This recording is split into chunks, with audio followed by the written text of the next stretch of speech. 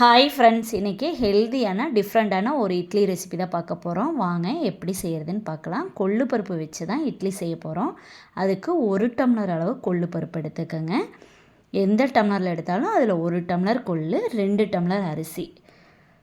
நான் இட்லி அரிசி தான் எடுத்துக்கிறேன். 5020 அரிசி தான் சேர்த்துக்கிறேன். நீங்கள் எந்த இட்லி அரிசியாக இருந்தாலும் ஓகேங்க. சேர்த்துட்டு தண்ணி சேர்த்து 2-3 டைம் நல்லா அலசி சுத்தம் பண்ணி எடுத்துக்கோங்க.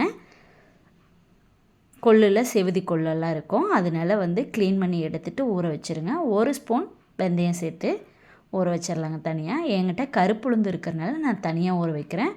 தோல் இல்லாத உளுந்தாக இருந்ததுன்னா நீங்கள் அது கூடயே சேர்த்துக்கலாம். 1/4 டம்ளர் உளுந்து சேர்த்துனீங்க அப்படின்னா போதுங்க. இந்த மாதிரி நைட்டு ஃபுல்லாக ஊற விட்டுருங்க. இந்தளவு கொள்ளு ஊறுறதுக்கு கொஞ்சம் டைம் எடுத்துக்கும். இப்போ கருப்பு உளுந்துங்கிறனால நான் அந்த தோலெல்லாம் கொஞ்சம் நீக்கிட்டு அதுக்கப்புறமா எல்லாம் ஒன்றா சேர்த்துட்டு இப்போ கிரைண்டரில் சேர்த்துடலாங்க. சேர்த்துட்டு தேவையான அளவு தண்ணி தெளித்து நல்லா நம்ம மாவாக்கி எடுத்துடலாங்க. இட்லிக்கு எப்படி அரைச்சி எடுப்போமோ அதே மாதிரி அரைச்சி எடுத்துடலாங்க. மிக்சியில் சேர்த்து அரைச்சிக்கிறதுனால நீங்கள் அரைச்சிக்கலாங்க, கிரைண்டரில் சேர்த்து அரைக்கிறதுனால அரைச்சிக்கலாங்க. மாவு இந்த அளவுக்கு நல்லா அரைச்சி கொண்டு போகிறதுக்கு முன்னாடி தேவையான அளவு உப்பு சேர்த்துக்கோங்க. மாவோட பக்குவம் பார்த்துக்கோங்க எப்படி இருக்குன்னு. ரொம்ப நைஸாகவும் இருக்கக்கூடாது, ரொம்ப தருதருன்னு இருக்கக்கூடாது, இந்த அளவுக்கு இருக்கணுங்க. இப்போது மாவெல்லாம் தோண்டி எடுத்து வச்சிடலாங்க.